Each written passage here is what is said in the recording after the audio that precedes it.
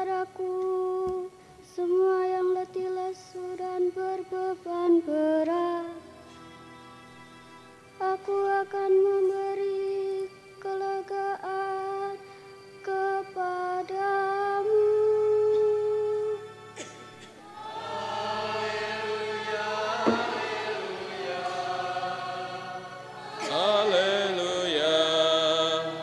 haleluya, haleluya. Tuhan bersamamu.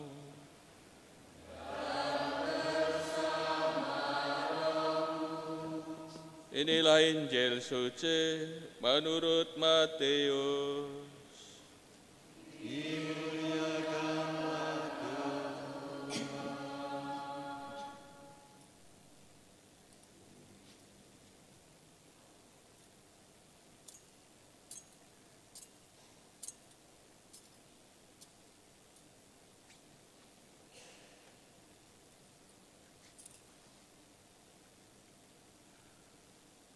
Sekali peristiwa, ketika melihat orang banyak, naiklah Yesus ke atas bukit. Setelah ia duduk, datanglah murid-muridnya kepadanya. Lalu Yesus pun mulai berbicara dan mengajar mereka, katanya, "Berbahagialah orang yang miskin di hadapan Allah, karena merekalah yang punya kerajaan surga. Berbahagialah orang yang berduka cita, karena mereka akan dihibur.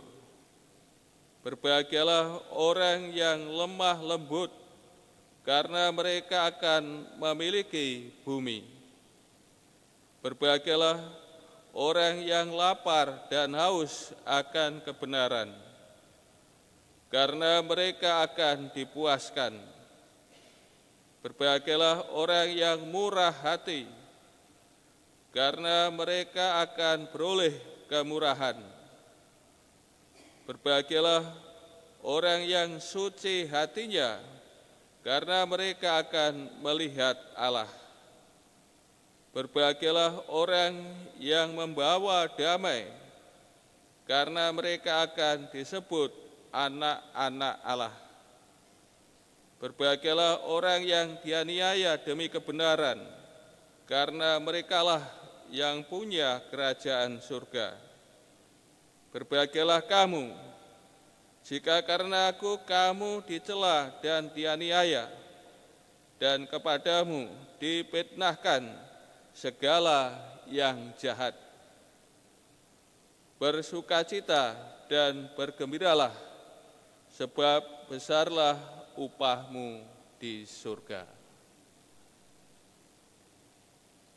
Demikianlah sabda Tuhan.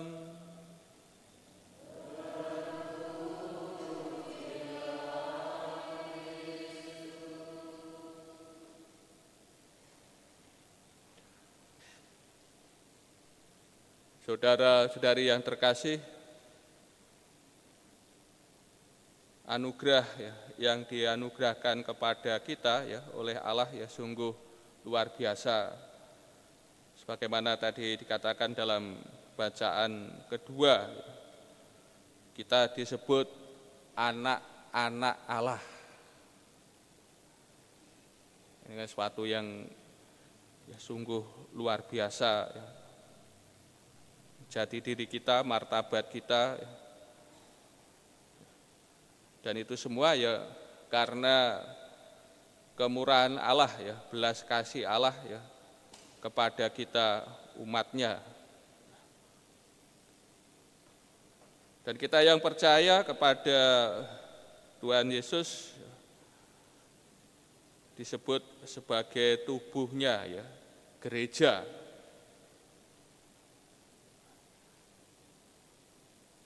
Ini gereja. Ada 3 hakikat gereja akan para murid Kristus, anak-anak Allah. kita yang berada di dunia ini, ya, gereja yang masih harus berjuang, ya, mengembara di dunia. Kemudian yang kedua, ya, para saudara kita yang sudah meninggal dan masih berada dalam api pencucian. Mereka ini masih butuh doa-doa kita, ya. Dan besok akan kita peringati, ya, arwah orang beriman.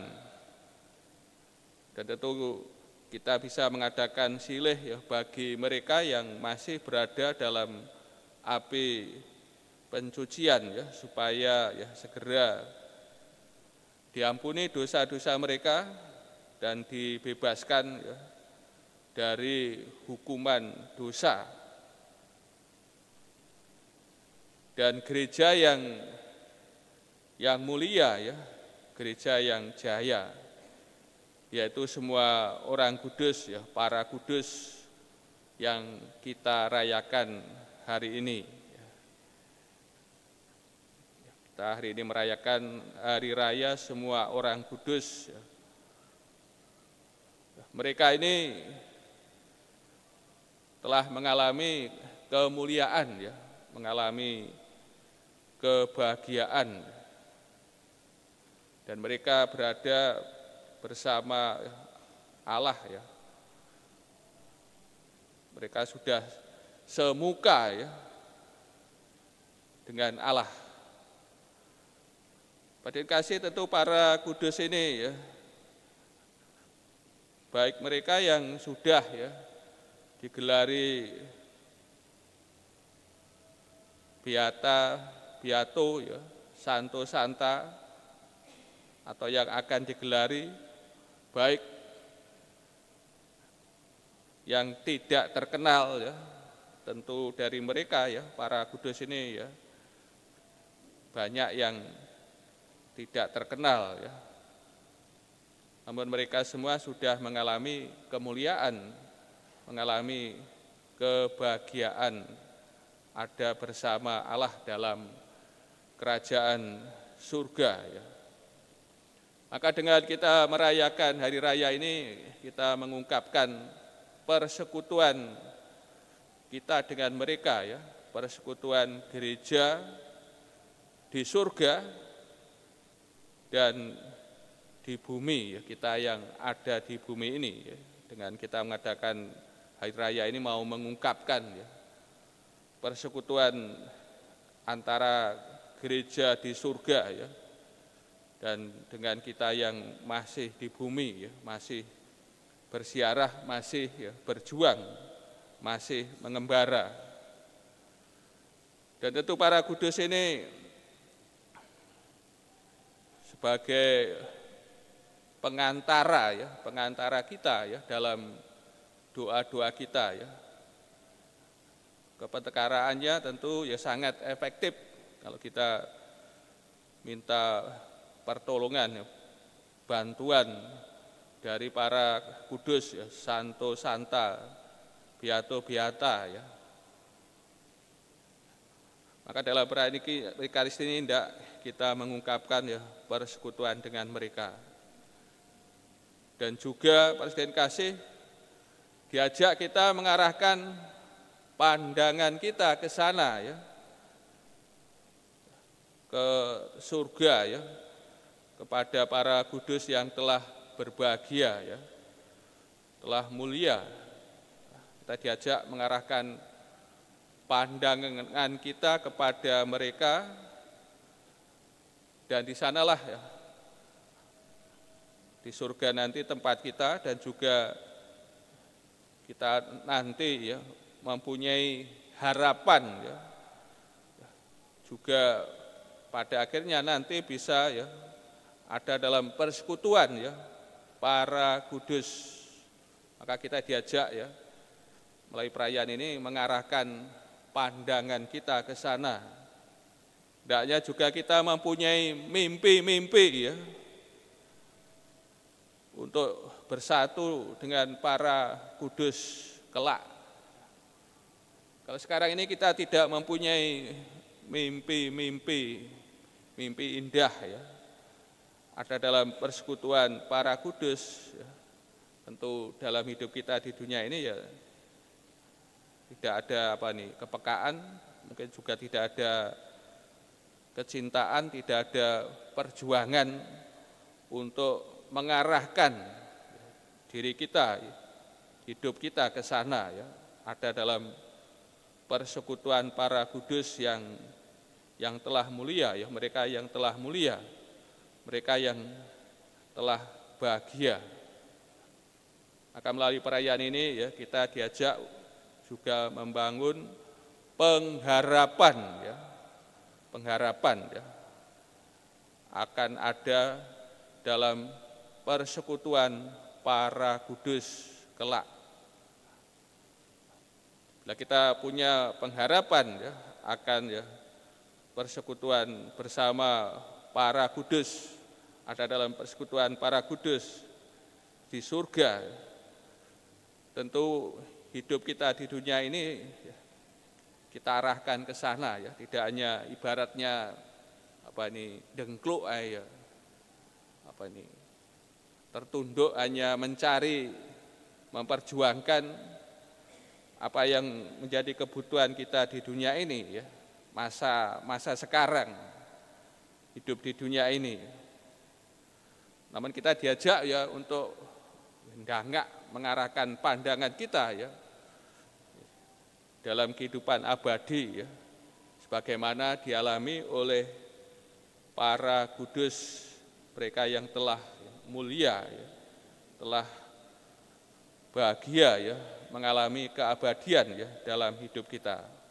Maka Pasien kasih ya, melalui perayaan Ekaristi ini kita merayakan Hari Raya Semua Orang Kudus ya, kita diajak ya untuk membangun mimpi kita ya, harapan kita ya, pengharapan kita ya akan hidup masa depan, hidup abadi ya, dalam keabadian, hidup dalam persekutuan para kudus, mengalami kemuliaan Allah, semuka ya dengan Allah.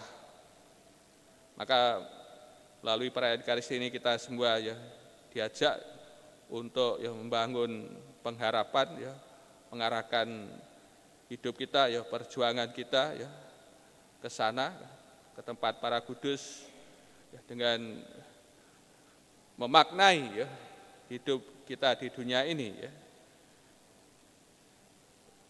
sedemikian rupa ya, sehingga kita ada dalam perjuangan iman, hidup bersama Tuhan kita Kristus ya dalam perjuangan iman kita. Dengan menghayati sabda bahagia ya yang telah kita dengar dalam bacaan Injil, kiranya dengan perjuangan, dengan rahmat Allah, maka kita juga akan menerima anugerah ya, kebahagiaan hidup abadi ada dalam persekutuan ya, bersama para kudus di surga.